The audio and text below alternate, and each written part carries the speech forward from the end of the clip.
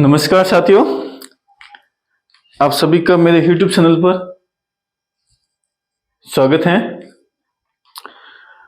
हम पिछली कक्षाओं में पढ़ चुके हैं कि पशु परिसर के भाग ब में शब्दावली सबसे पहले अपन पढ़ चुके हैं सामान्य ज्ञान, पशुपालन का सामान्य ज्ञान।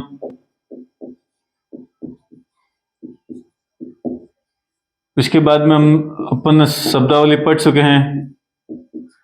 ये सभी के सभी टॉपिक मेरे YouTube चैनल पर अपलोड है, आप वहां जाकर मेरी क्लास देख सकते हैं। उसके बाद में अपन आज पढ़ रहे थे ब्रीड मीन्स जो देसी नस्लें हैं अपने गोवंश की, वो पढ़ रहे थे। तो साथियों ये पुराने वीडियो मेरे पढ़े हैं, आप कभी भी समय निकाल कर देख सकते हैं। अभी हम पढ़ रहे हैं साथियों नस्लें आगे। तो नस्लें में अपन पुराने वीडियो तक पहुंच चुके थे। एक बार हम वापस रिव्यू कर रहे थे कि हम नस्लें पढ़ रहे थे। नस्लें में सबसे पहले अपन ने पढ़ ली थी गोवंश की। गोवंश की मतलब कैटल की। कैटल में गोवंश में अपन 3 भागों में डिवाइड किया था। 3 भागों में डिवाइड किया था। सबसे पहले था अपने दुधारू, फिर था अपने द्विप्रयोजन, जो कि मैंने आपको पिछले वीडियो में बता चुका हूं। द्विप्रयोजन जो जिसके 2 प्रयोजन हो, 2 उद्देश्य हो, जो 2 उद्देश्य पूरी करते हो, द्विकाजी हो, ये इन सभी का नाम है। और तीसरी थी अपने बहारवाहक। बहारवाहक भी कह सकते हैं, महलवाहक भी कह सकते हैं। ठीक है साथियों। फिर दुधारू में मैंने आपको पढ़ाया था गिर, साहिवाल, राठी, दियोनी, वो सभी के सभी मैंने पुरानी वीडियो में पढ़ा चुका हूँ। फिर रेड सिंधी, इस टाइप में दुधारू पशु थे। तो जो अपने राजस्थान में जो दुधारू पशु हैं उन सभी का अपन यहाँ पर विस्तृत अध्ययन करेंगे कि उनकी उत्पत्ति कहाँ हुई है, उनकी पहचान क्या है, उसके विशिष्ट गुण क्या है, उनमें ब्यात में जो लैक्टेशन पीरियड होता है वो कितना है, वो सभी अपन अभी इसमें डिस्कस करेंगे। तो साथियों एक बार वापस अपन सबसे पहले सामान्य ज्ञान पढ़ चुके हैं पिछली कक्षाओं में। उसके बाद शब्दावलियां पढ़ चुके हैं, उनका जूलॉजिकल नेम पढ़ चुके हैं। उसके बाद में अभी हम पढ़ रहे हैं ब्रीड, जो अपने पशु परिसर का भाग ब में पहला टॉपिक है नस्लें। तो नस्लें में सबसे पहले पढ़ेंगे अपन गोवंश की। गोवंश में कैटल गोवंश हो गया। उसमें गोवंश 3 भागों में, दुधारू, द्विप्रयोजन, भारवाहक में।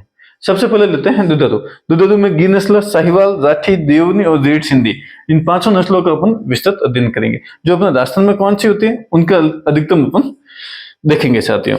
ज्यादा इसमें डीप में जाने की जरूरत नहीं है, सिर्फ मेन जो अपने हैं वही अपने को देखनी है। तो सबसे पहले अपन नस्लों में गोवंश, नस्लें मीन्स ब्रीड, नस्लें सबसे पहले गोवंश कैटल में, वो भी उसमें भी दुधारू में सबसे पहले आएंगे अपने गिर। कौन से आएंगे साथियों? गिर।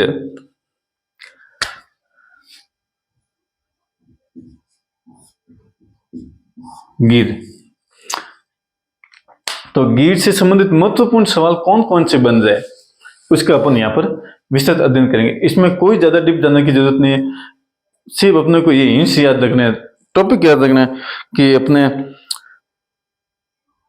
गिर वंश में इसकी उत्पत्ति कहाँ हुई है, उसका अन्य नाम क्या हो सकता है, और उसके साथ में अपने राजस्थान में कहाँ पाई जाती है, उत्पत्ति उसकी कहाँ हुई है, राजस्थान में कहाँ पाई जाती है, और इसका विशिष्ट गुण क्या है। इस टाइप के सवाल बनेंगे। तो इस गिर का विशिष्ट उत्पत्ति कहाँ है, इसका विशिष्ट पहचान कौन सी है, उसके लैक्टेशन पीरियड कितना है, उसमें दूध वो कितने दे रही, उस ब्यात में कितना दूध है, वो अपन यहाँ पढ़ रहे हैं। ठीक है साथियों। तो आप बुकलेट में आप लिखते जाना नोट्स में, क्योंकि ये अति महत्वपूर्ण पॉइंट है नोट। तो आप ध्यान रखना साथियों। गिर, तो सबसे पहले इसका रंग है साथियों लाल भूरा, किसी में हल्के सफेद सक्ते भी हो सकते हैं साथियों। सफेद सक्ते बोल सकते हैं, सकते या धब्बे बोल सकते हैं साथियों, धब्बे, अपन जो कि इधर से धब्बा है, ये सफेद सफेद धब्बा है, तो मतलब लाल और भूरे कलर में यदि सफेद धब्बे हैं तो वो गिर नस्ल की पहचान है। तो ये साथियों इसका रंग हो गया। अब इसका विशिष्ट अपने को साथियों ये बाद में लिखना था, अब सबसे पहले लिखते हैं अपन इनकी विशिष्ट उत्पत्ति। सबसे पहले अपन इनकी उत्पत्ति देखते हैं। तो सबसे पहले ये कहाँ हुई, तो ये गुजरात के गिर वन में। कोई नहीं पूछने वाला साथियों कि इसकी विशिष्ट उत्पत्ति कहाँ हुई, ऐसे कभी सवाल अभी तक पूछे नहीं गए। बाकी अपने को ध्यान रखना है, गिर से गुजरात, गिर से गिर वन और गुजरात में। और तो फिर आपको पता होगा कि गुजरात के गिर वन में ये पाई जाती हैं, जैसे काठियावाड़ी जो सूत्र हैं उसमें। उसके बाद में साथियों ये क्या हुआ, ये राजस्थान में प्रवेश किए। राजस्थान में तो गुजरात से जो गिर वन से जो टच में है उन भागों में तो होती है। गिर नस्ल राजस्थान के सभी जिलों में होती है, सभी अपने जिलों में होती है, लेकिन स्पेशल विशिष्ट स्थान कौन सा होता है, उसका है अजमेर। कहाँ है, अजमेर। तो इसलिए इस गिर नस्ल की गाय को अजमेरी भी बोला जाता है। अजमेरी, अजमेर, अजमेरा, या अजमेरी, या रेंडा, या रेंडी, ये इसके अन्य नाम है। कि तो अजमेरा टोगड़ो है सर, अजमेरी टोगड़ी है, रेंडा टोगड़ा है, रेंडी टोगड़ी है। तो इस टाइप में अपने गिर नस्ल के नाम भी है और गुजरात के गिर वन में पाए जाते हैं। मुख्यतः अजमेर में पाए जाते हैं, ऐसे पूरे राजस्थान में पाए जाते हैं। अब इसकी उत्पत्ति होगी राजस्थान में, कहाँ पाए जाते हैं, तो अजमेर में। इसका अन्य नाम क्या हो गया, तो अजमेरा, रेंडा, रेंडी, अजमेरी, इस टाइप के इसके नाम हो गए। अब साथियों इसके आगे इसकी रंग, इसका रंग है साथियों लाल होता है और भूरा भी होता है साथियों, लाल और भूरा भी होता है। और किसी किसी गाय में सफेद धब्बे भी होते हैं, किसी किसी गाय में सफेद धब्बे भी होते हैं। तो यहां तक अपने को समझ में आ गया। इसके बाद में इसकी विशिष्ट पहचान, इसकी विशिष्ट पहचान। तो इसकी विशिष्ट पहचान में साथियों आपको एक याद रखना होगा कि जो इसका ललाट होता है, फोर हेड, इसकी ललाट होता है साथियों, ललाट। ललाट को इंग्लिश में इसको फोर हेड। तो जो उसका ललाट होता है दोनों सिंगों के बीच में, तो वो यूं पूरा का पूरा उभरा हुआ होता है। तो ये साथियों आप याद रखना कि ऐसी कौन सी नस्ल है जिसमें फोर हेड उभरा हुआ होता है, तो वो साथियों गिर में आता है स्पेशल। फिर साथियों इसकी जो पूंछ होती है चाबुक नुमा होती है, चाबुक नुमा, इस प्रकार से ये पूंछ होती है। तो ये पीछे जिस प्रकार से वो चाबुक मारते हैं उस टाइप में इसकी पूंछ होती है। ठीक है साथियों, ललाट हो गई, पूंछ होगी। इसकी एक और विशिष्ट पहचान है साथियों गिर नस्ल की गाय की, वो है इसके जो कान होते हैं, इसके जो कान होते हैं वो पत्ती के आकार के होते हैं, पत्ती के आकार के, पत्ती के आकार के। तो सत्य याद रखना, ये मोस्ट है। ऐसे तो ये पूरे के पूरे सभी मोस्ट है सत्य कि अजमेरी या दंडे दंडी किस नस्ल की गाय को कहते हैं, तो गिर नस्ल की। अजमेर में अधिकतर कौन सी विशिष्ट गाय पहचानी जाती है, तो गिर नस्ल की। लाल कलर भूरा कलर है जिसमें सफेद धब्बे हैं, या लाल भूरा कलर जिसमें सफेद धब्बे हैं, तो वो गिर नस्ल की। कौन सी नस्ल में उभरा हुआ हो है तो ललाट होती है, तो गिर नस्ल में।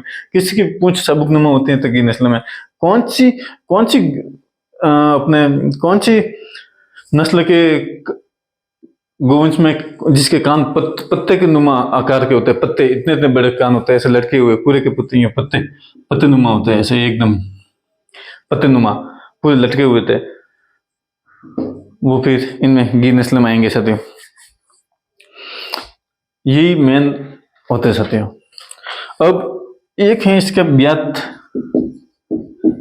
ब्यात मीन्स जो इनका दूध देने का जो समय होता है, लैक्टेशन पीरियड बोलते हैं साथियों, दूध, तो ये दुधारू पशु होते हैं तो इनका जो लैक्टेशन पीरियड है वो 1500 से 1800 लीटर है, लीटर पर ब्यात।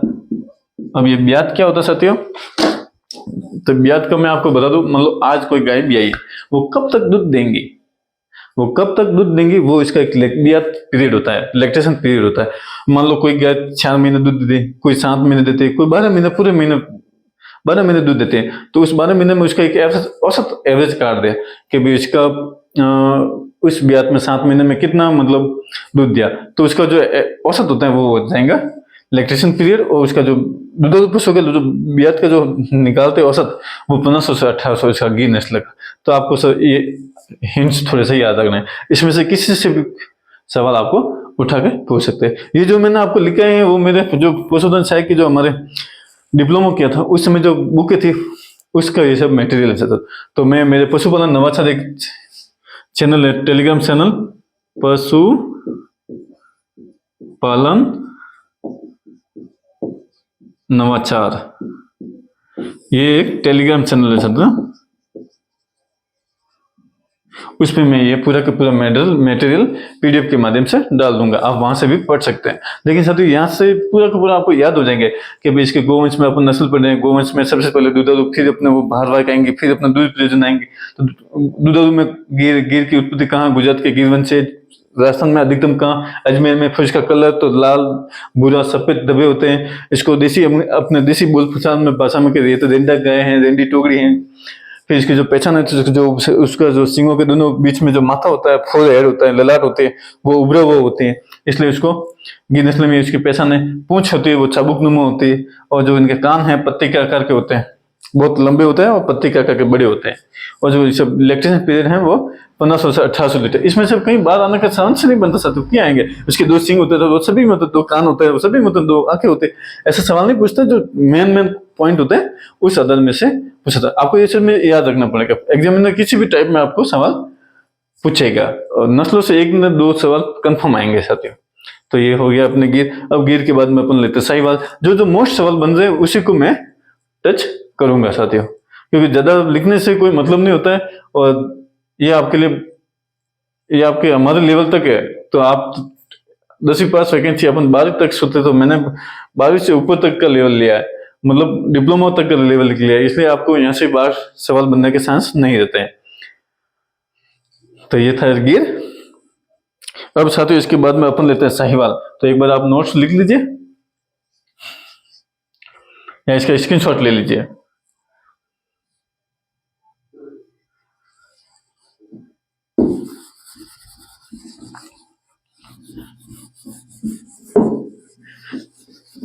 आप तो साथियों बस मेहनत करते जाइए, बाकी आप भाग की तैयारी मेरे ऊपर छोड़ दीजिए। एकदम ऑथेंटिक डाटा, ऑथेंटिक न्यूज मैं आपको मेरे यूट्यूब से मदद से आपको बताता रहूंगा। अब साथियों दूसरा आता है साहिवाल, दूसरा आता है साहिवाल।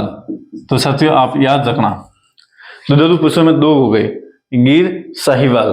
तो शाही लोग कैसी गाय रखेंगे, दूध वाली रखेंगे, तो दुधारू नस्ल की गाय हैं।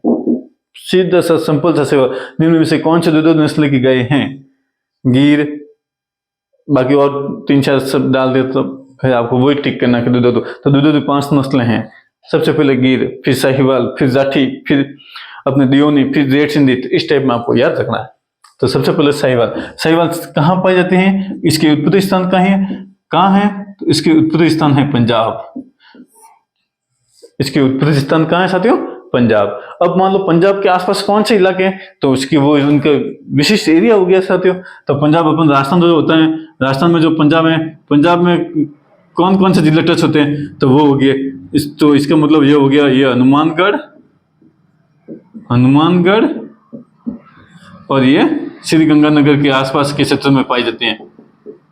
हनुमानगढ़ और श्री गंगानगर के आसपास के क्षेत्र में पाई जाती है। ऐसे भी जो सवाल पूछ रहे कि हनुमानगढ़ और गंगानगर में अपने कौन सी गोवंश के अधिकतम बहुतायत में गोवंश की गाय होती है, तो आपको एक दिमाग में फिक्र रखना है कि यहाँ पर पंजाब नजदीक है, तो पंजाब में साहिवाल लो, गोवंश के होते हैं, तो ये साहिवाल के हनुमानगढ़ गंगानगर में है। ठीक है साथियों, ये होगी इनकी पंजाब में उत्पत्ति हुई, हनुमानगढ़ सिंह नगर में इनकी बहुतायत में पाई जाती है। अब इसका मेन अन्य नाम है साथियों, इसको इस साहिवाल को लोला ब्रीड बोलते हैं। लोला लो ये कई बार सवाल साथियों अपने आरएस परीक्षा में पूछा जा सकता है। लोला ब्रीड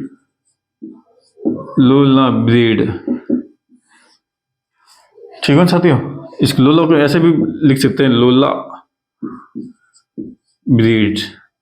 ये साथियों आप नोट्स बनाते जाना आप साथ में, क्योंकि कई बार एक इसका दूसरा नाम है मोंटगोमरी।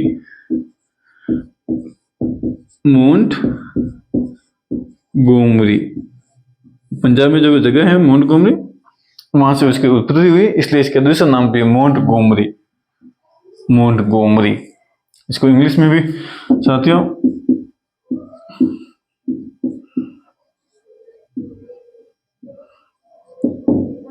मोंटगोमरी। तो ये आपको याद रखना है कि साहिवाल दुधारू नस्ल, उत्पत्ति पंजाब मोंटगोमरी से, राजस्थान में हनुमानगढ़ गंगानगर से, इसके स्पेशल नाम लोला ब्रीड, मोंटगोमरी नस्ल भी इनको कहा जाता है। अब आता है इसका ब्यात। दूसरे इसमें से एक भी सवाल नहीं बन रहा है। अब इसमें 2 कान होते हैं, 2 नाक होता है, कोई मतलब नहीं, मेन मटेरियल यही था। अब निश्चित रहिए ब्यात में ब्याने से लगा कि ब्यात लास्ट दिन तक जब तक वो दूध दे रही है उस समय का वो लैक्टेशन पीरियड ब्यात, उसमें वो इनका औसत दूध कितना होता है, तो वो तो साथियों अपने इनके 2000 से 2500 लीटर पर ब्यात। साहिवाल से मेन यही सवाल कि इनका उत्पत्ति स्थान राजस्थान में कहाँ, इसका अन्य नाम और इसका ब्यात। तो अपने गिर नस्ल का था 1500 से 1800, इसका ज्यादा है, तो साथियों दूध में अच्छी है, गिर से भी अच्छी है साहिवाल है, आप ये ध्यान रखना। आप इसका स्क्रीनशॉट ले लीजिए, अपने कॉपी नोटबुक में आप उतार दीजिए। फिर अपन चलते हैं आगे। इसके बाद में अपन लेते हैं तीसरे नंबर पे राठी।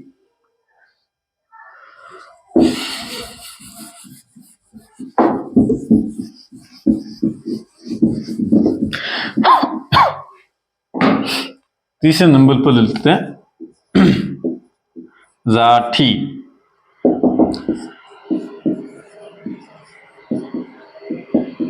ठीक है साथियों, राठी ये भी एक दुधारू नस्ल की गाय है। इसको साथियों 3 नस्लों से मिलाकर संकरण से पैदा किया हुआ है। तो इस कौन सी, ये सवाल बहुत महत्वपूर्ण बनता है यहाँ पर कि राठी कौन सी नस्ल है, तो दुधारू नस्ल की। फिर अपने कौन सी 3 नस्ल, कौन सी 2 या 3 नस्लों से ये बन के, तो साथियों सबसे पहले इसका संकरण हुआ है साहिवाल से,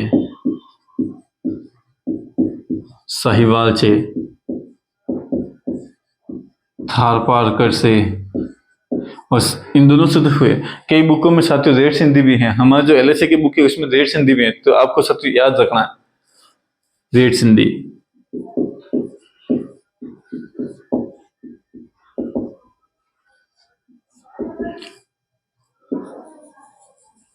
ये बहुत मोस्ट सवाल है साथियों कि राठी कौन सी नस्लों से संकरण से पैदा हुई है, कौन सी नस्ल के इकट्ठे होने से बनी है, तो साहिवाल, थारपारकर और रेड सिंधी के तीनों के क्रॉस से संकर पैदा हुई कौन सी नस्लें हैं, राठी।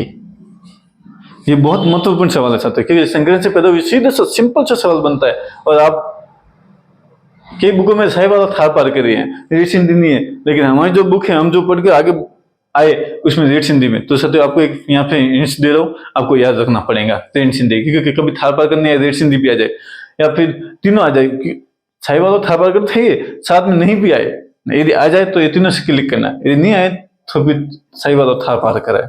ठीक है साथियों, अब इसके बाद में अपन लेते हैं इसका एक अन्य नाम है, इसको राजस्थान के कामधेनु भी बोलते हैं। ये बहुत महत्वपूर्ण, राजस्थान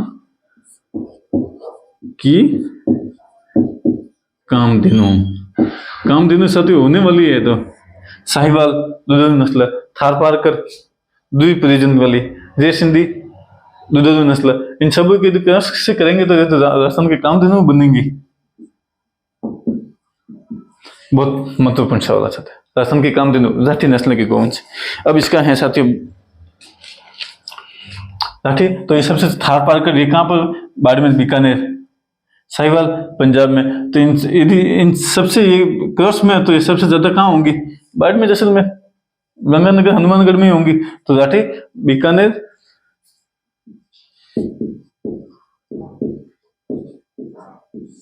बीकानेर,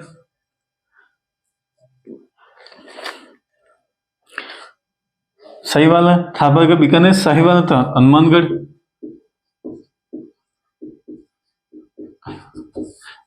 अधिकतर बहुतायत में राठी नस्ल के गोवंश पाए जाते हैं। राजस्थान की कामधेनु होगी साथियों।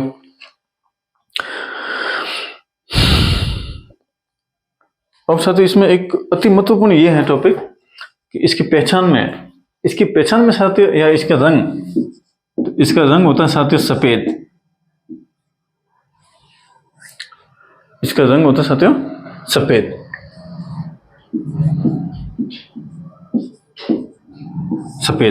सफेद में साथियों धब्बे होते हैं, किसके, लाल और भूरे कलर के।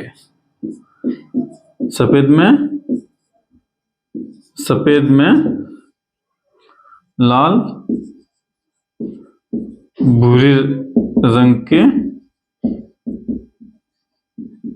धब्बे। गिर नस्ल में क्या थे, लाल और भूरे रंग में सफेद धब्बे थे। सफेद में लाल और भूरे रंग के धब्बे हैं साथियों। इसमें आप थोड़ा सा याद रखना। तो सफेद रंग में लाल और भूरे रंग के धब्बे हैं, उसमें गिर में लाल और भूरे रंग में सफेद धब्बे होते हैं। ये इसकी एक पहचान है साथियों। ऐसे में पूरी सफेद ही होती है, किसी में लाल और भूरे रंग के धब्बे होते हैं। ठीक है साथियों। अब इसका मान लो ब्यात।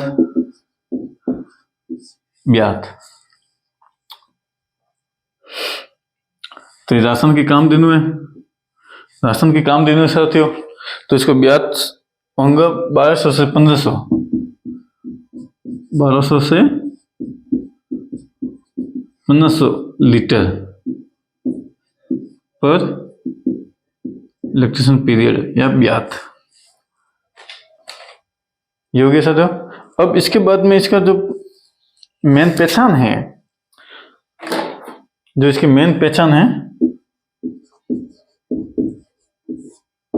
वो है इसके साथियों गल कंबल। जो जिसके गर्दन होती है, ये जैसे ये इसका मुंह है, और ये जो इसका नीचे दोनों पैरों के बीच में जो अपने अगले वाला पोर्शन है, तो इसमें जो भी गर्दन लटकती है उसको गल कंबल बोलते हैं।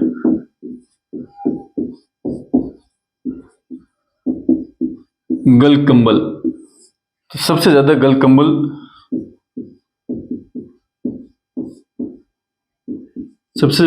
कंबल किसमें होता है, राठी में। तो ये इस टाइप में साथियों सवाल है मेन।